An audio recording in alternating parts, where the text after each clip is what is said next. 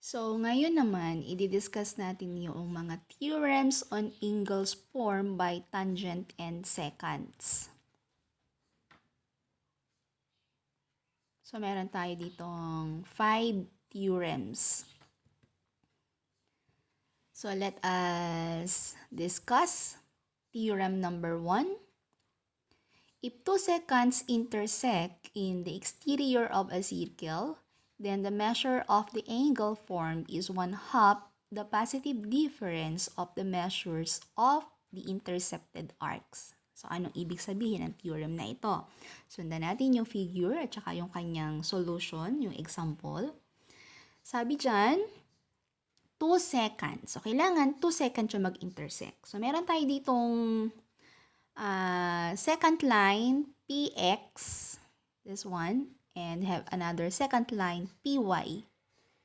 Yung dalawang second mo, nag-intersect sa labas ng circle. Ayun, ang point of intersection ng dalawang second line mo ay point P.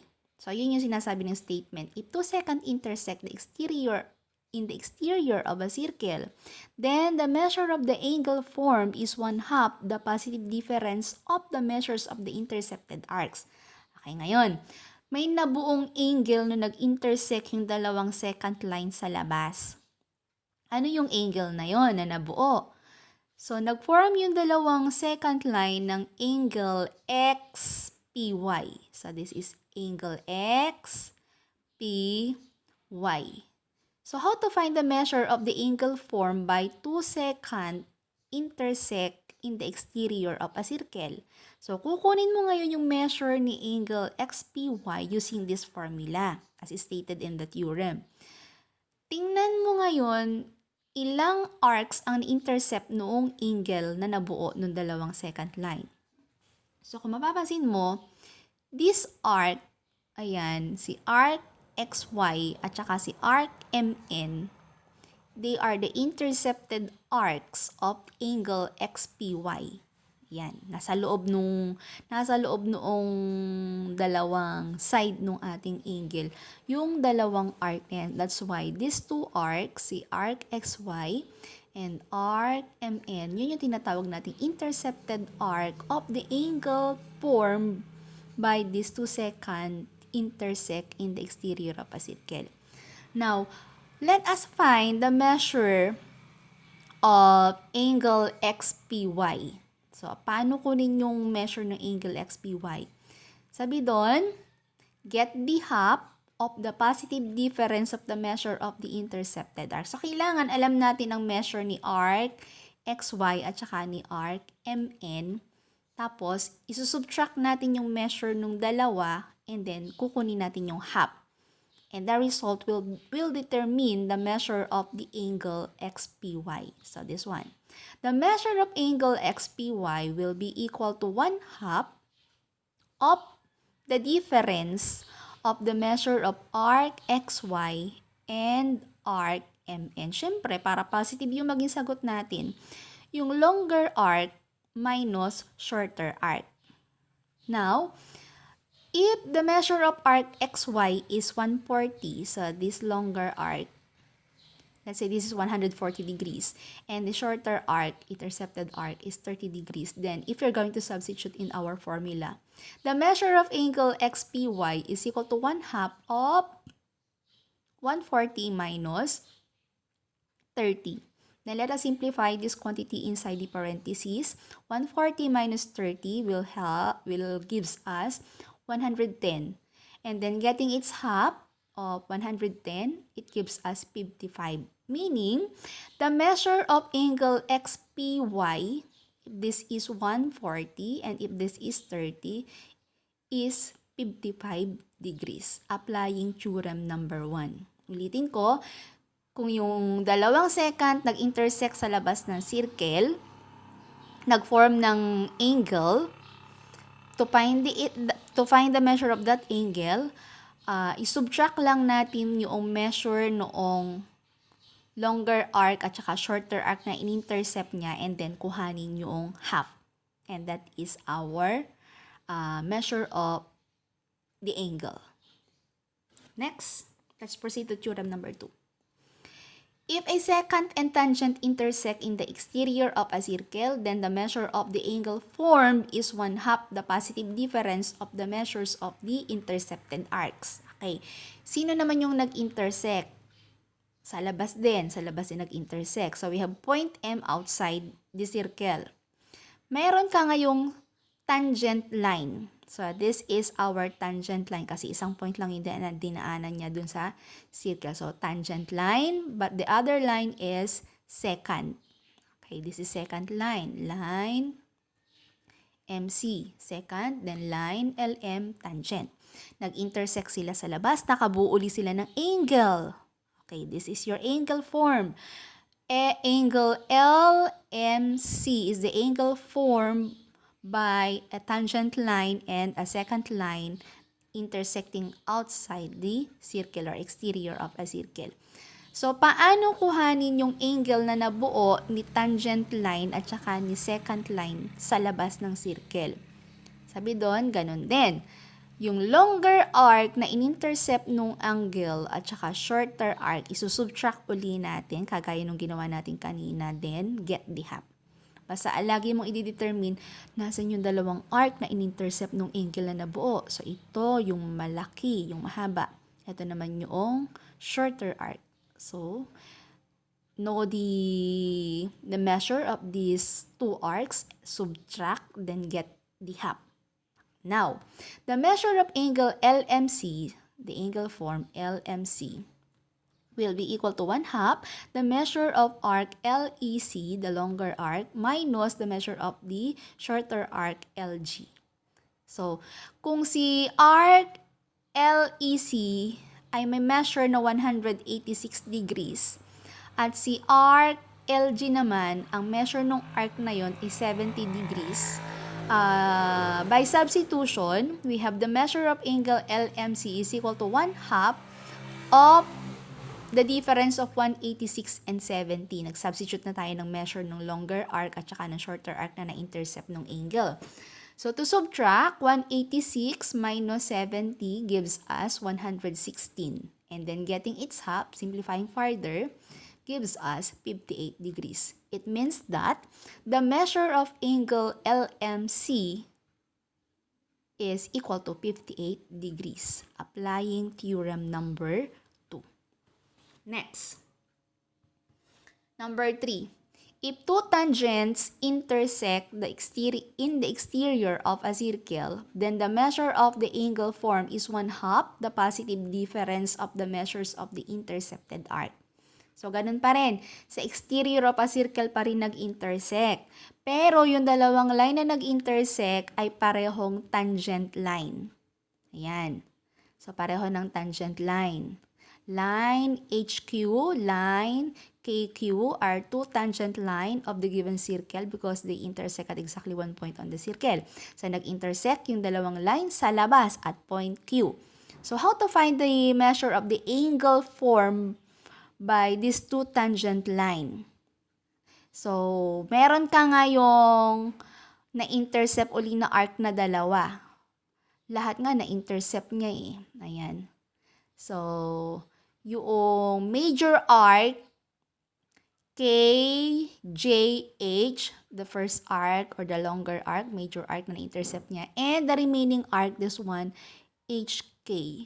So, yung arcs na yon na-intercept niya. So, kunin ulit natin yung difference. Longer arc, yung intercepted arc ng angle, minus shorter arc na na-intercept din ng circle. Then, still, ganun pa rin sa 1-2 theorem natin, get the half. So, to substitute, or our formula will be the measure of angle KQH is equal to 1/2 of the measure of arc HJK minus the measure of arc HK. For example, kung yung major arc natin is 250 degrees, this HJK is 250 degrees. So, ibig sabihin, yung HK mo ngayon is 110 degrees na lang kasi buong circle na ngayon na intercept niya, 360 lang naman yun. So, if this is 250, then the shorter arc will be 110.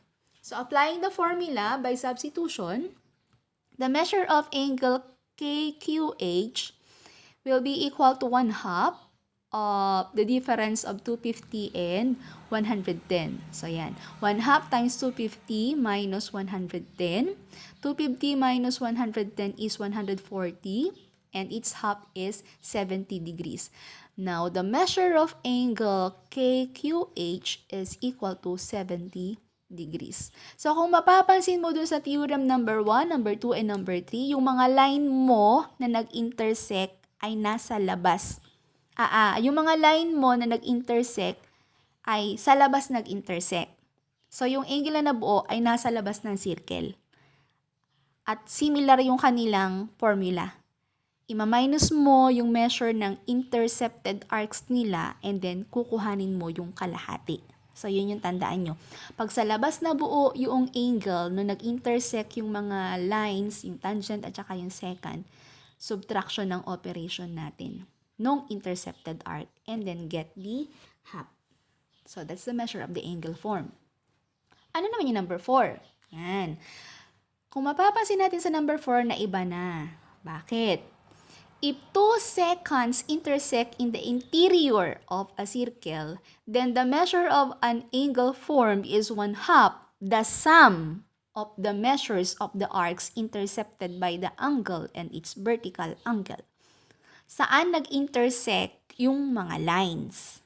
So, kung mapapansin natin ngayon dito sa figure, sa loob na nag-intersect yung dalawang secant line. Kaya nga sabi dun, if 2 secant intersect in the interior. So, nasa loob yung point of intersection.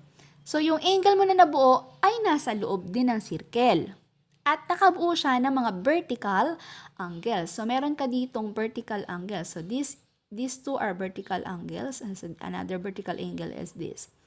Ngayon, how to find the measure of the angle or angles formed by 2 secants intersecting in the interior of a circle.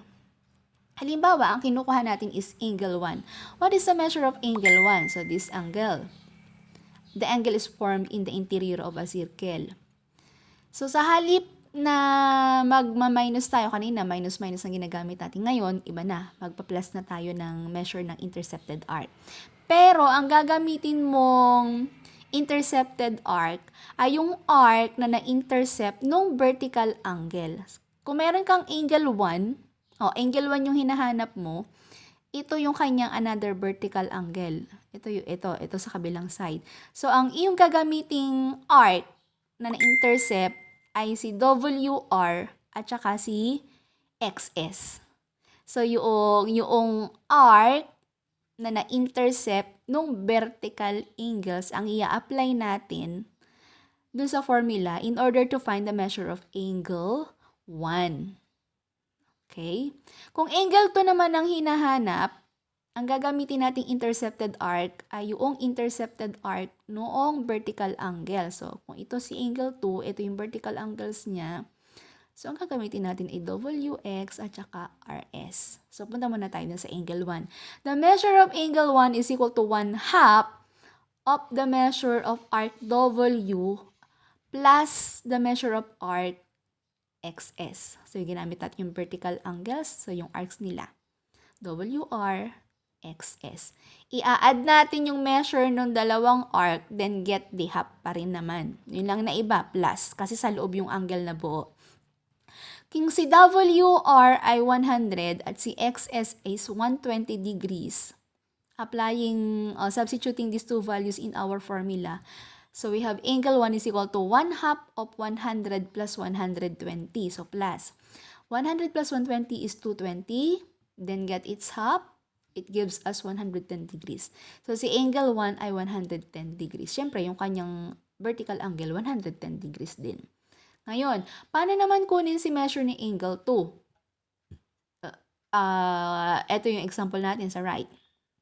If ang kunin naman natin is angle 2, ang gagamitin nating intercepted arc ay arc RS and arc WX. So, kasi yun yung arc na nandun, na intercept ng vertical angles nito. So, kung si WX ang given ay 80 degrees, At saka si arc RS, ang measure niya ay, sabi dyan, 60. Then, the measure of angle 2 is 1/2 of the measure of arc WX and arc RS. So, by substitution, measure of angle 2 is equal to 1/2 of 80 plus 60. So, 80 plus 60 is 140, and multiplying this by 1/2 or getting its half gives us 70 degrees. So, angle 2 will be 70 degrees based on the given data. So, again, pag nasa loob yung angle na nabuo, i-add natin yung intercepted arcs, at ang intercepted arcs na gagamitin ay yung arcs na na-intercept ni vertical angles. Then, kukunin pa rin natin ang half. That's the measure of the angle form. What about theorem number 5? If a secant and a tangent intersect at a point of tangency, then the measure of each angle formed is 1/2 the measure of its intercepted arc. So, sino naman yung nag-intersect at saan nag-intersect? Yung line na nag-intersect ay isang secant at isang tangent. So, secant line mo si line QS. Tangent line mo si line WR. Saan sila nag-intersect? On the point of tangency. Kasi kung ito si tangent line mo, WR, ang point of tangency niya is point S. Ayun. Kung nag-intersect si secant at si tangent, dun sa point of tangency, syempre, that is on the circle. Ang angle mo na nabuo, ayan, ang vertex niya ay on the circle. Para lang siyang inscribe angle. Kaya, isa lang yung kanyang na-intercept na arc. Ito lang, QS lang yung na-intercept niya na arc. Meron tayong angle QSR, and angle QSR is the angle formed by secant and tangent at the point of tangency. And the intercepted arc of angle QSR is arc QS. So, kunin lang natin ang kalahati ng measure ng arc QS. And that will be the measure of angle QSR. So, parang inscribe angle theorem number 1. Okay, ito. The measure of angle QSR is equal to 1/2 of the measure of arc QS. Kasi si QS lang naman yung arc na na-intercept niya. If the measure of arc QS, so kung si QS mo, yung arc QS mo is 170 degrees, then the measure of angle QSR is equal to 1/2 of 170. And 1/2 of 170 is 85 degrees. Therefore, the measure of angle QSR is equal to 85 degrees. So, meron pang isang angle na nabuo. So, kung ito yung angle na nabuo dun sa upper side, meron pang angle na nabuo dun sa lower side. Still, that angle is formed by a tangent and secant line on the point of tangency. Same formula. Angle QSW, so this angle, we are pertaining to this angle, is equal to 1/2 of the measure of arc QTS. So, ito naman yung arc na in-intercept niya. If the measure of arc QTS is 190, then the measure of angle QSW is equal to 1/2 of 190. And 1/2 of 190 is equal to 95 degrees. So, doon lang umiikot yung theorems na natin about secant and tangent line. Doon sa angles na nabuo ng secant and tangent line. Ulitin ko. Kapag yung angle ay nabuo sa labas ng circle, ang operation natin is minus. Ang ima-minus mo, intercepted arcs. And then, multiply by 1/2 or get its half. Kapag ang angle na nabuo ay sa loob ng circle, i-apply natin na formula is addition ng intercepted arcs. At ang gagamitin mong intercepted arc ay yung arc na na-intercept ng vertical angles. Then, get the half uli. Pero kapag ang angle na nabuo mo ay dun sa point of tangency, meaning yung angle ay nandun sa circle, ang vertex, Walang plus, walang minus na gagamitin. Kasi isang arc lang naman yung na-intercept ng angle na nabuo. So, kunin mo lang yung half noong measure nung intercepted arc. So, that's all.